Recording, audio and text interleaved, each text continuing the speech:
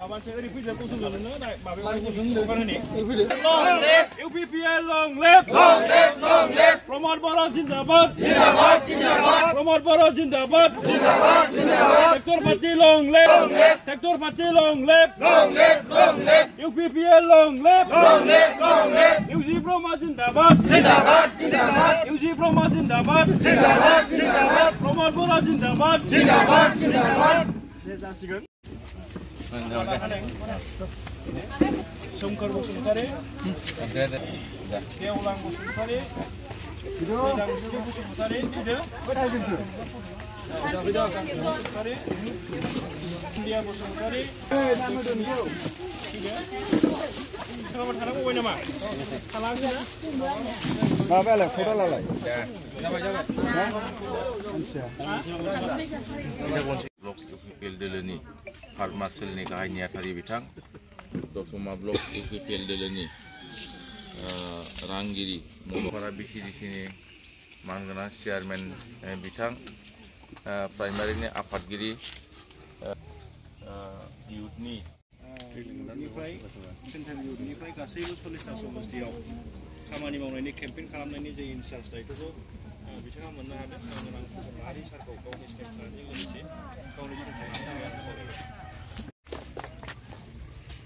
गामियावहाय फैगौ बिटिआरनि बिसायख'थि बेनि मोनसे फोसावदिंनाय बे हाबाफारि आरो जयनिं प्रग्राम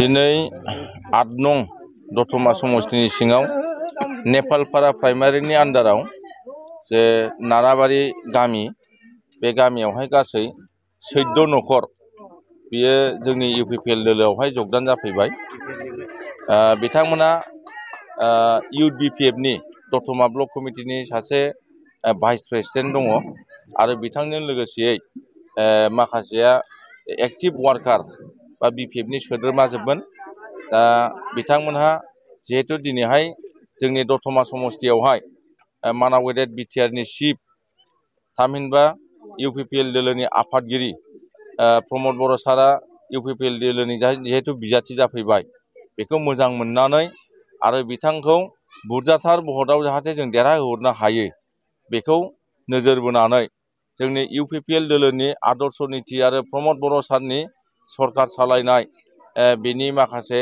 टेलेन्ट जे प्रमद बर' सारनि आदर्श नीति बेखौ मोजां मोननानै बिथांमोना जोंनि दोलोआव जगदान जाफैदों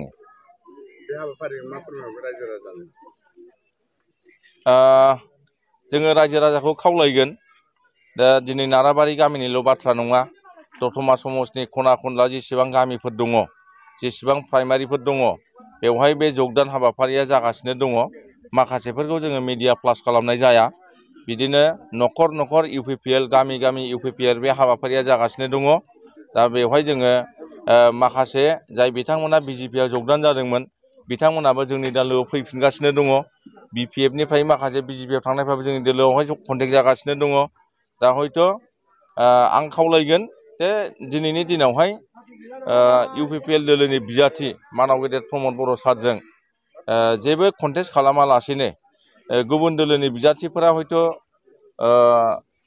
थाखा फैसा नस्थ' खालामालासे खस्थ' खालामालासे जाहाथे हायोब्ला आखाइ दिखोफै बा मार्चआप जाफै माने देरहाखायाखौ मिन्थिखानानै माने इनार्जि नस्थ' खालामनाय थाखा फैसा नस्थ' खालामनाया मोजां नङा सम दङ बेखिनिखौ आं खावलायगोन आरो जोंनि मानाव गेदेर बिटिआरनि चिफ प्रमद बर' सारखौहाय जाहाथे जोङो दतमा समस्तिनि साफ्रोम रायजो राजाफ्रा गुबुन गुबुन जाथि जनगोष्ठीनि रायजो राजाफ्रा सन्मान होनानै बयनिफ्रायबो बांसिन भटआव जों देरहाहोहरनो हायो बिनि थाखायसो जों दा खामानि मावगासिनो दङ